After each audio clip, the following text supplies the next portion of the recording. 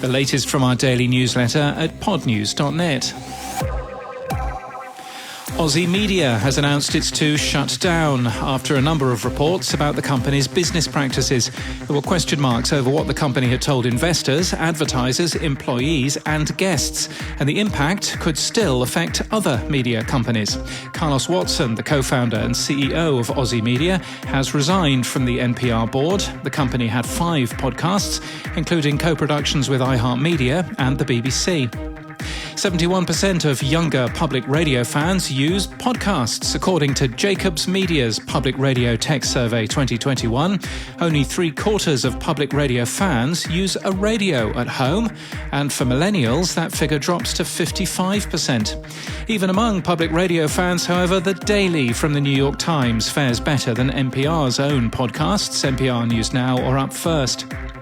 In case you missed an email, Anchor identified an issue that caused plays to be undercounted between September the 8th to the 14th. It recalculated all data on September the 21st. Fireside Chat has made changes to its terms and conditions. The main change corrects a layout problem, but the company also asks you to use commercially reasonable efforts to notify Fireside if you plan to commercialize content you make on the service, which is curious since the company has always been at pains to point out that you own your content anyway. We'll link to what's changed in our show notes and our newsletter today. Melissa Whitstock, the CEO and founder of Podopolo, has published an open letter to clear up some misconceptions. It follows a story in Friday's Pod News about, quotes, poorly worded tweets. Podpage has a new feature to import all videos from your YouTube channel into your Podpage website. We link to an example today. PodTube is a platform and social network just for podcasts, according to a piece in the Times of India. It appears to not use RSS. Meanwhile, the new Indian Express's Indulge website looks at independent podcasters from Kerala. And David Couch has joined podcast publisher OZY as Chief Revenue Officer. He joins from Deezer and SoundCloud. It's a Monday, so time for some tech stuff. Radio Public, the Podbean app, and TuneIn are among those that haven't updated any shows hosted on Anchor since September the 30th.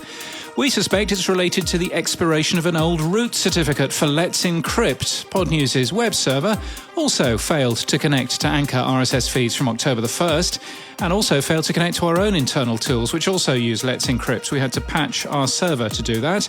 The fix is for Radio Public and Podbean and TuneIn to implement, not Anchor, but we link to it anyway in our show notes and our newsletter today.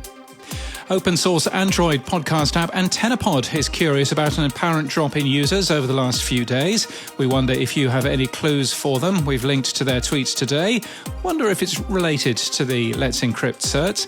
And RSS feeds on Libsyn Pro infrastructure appear to be being migrated to standard Libsyn.com feeds. Boostergram Corner. Yes, welcome to Boostergram Corner. Send us some sats and a message every Monday. I hope to read some out. Adam Curry says he likes the way we say, if you don't have a boost button in your podcast app, get a better one.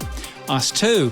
Thanks for the 5,000 sats from CurioCaster and for everything that you do. And in case you wondered, last week Podnews made 4,500 sats from listening to the show and a further 30,000 sats from boosts. That's $16.40 last week alone, and in total so far we've made $188. That'll pay for a decent round of drinks. So if your podcast isn't value for value enabled, we'd recommend doing so. Search for Value for Value, all one word with the number 4 in the middle, at podnews.net. And if you'd like to get a message through to Monday's Boostergram Corner, hit the boost button and send us a message. If you don't have a boost button in your podcast app, get a better one at newpodcastapps.com. And in podcast news, Unholier Than Thou returns for Season 2, Crooked Media's podcast that explores the intersection of the saintly and secular. Hosted by Philip Picardi, the trailer is now available. The new show starts on Friday. Also launching today, Because of Anita, looking at the testimony of Professor Anita Hill in the Supreme Court confirmation hearings of Clarence Thomas. It's from the Meteor and Pineapple Street Studios.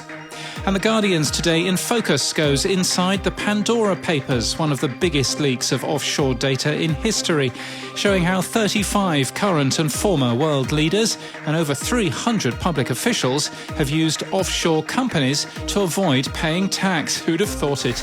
And that's the latest from our newsletter. For all the links, we're at podnews.net.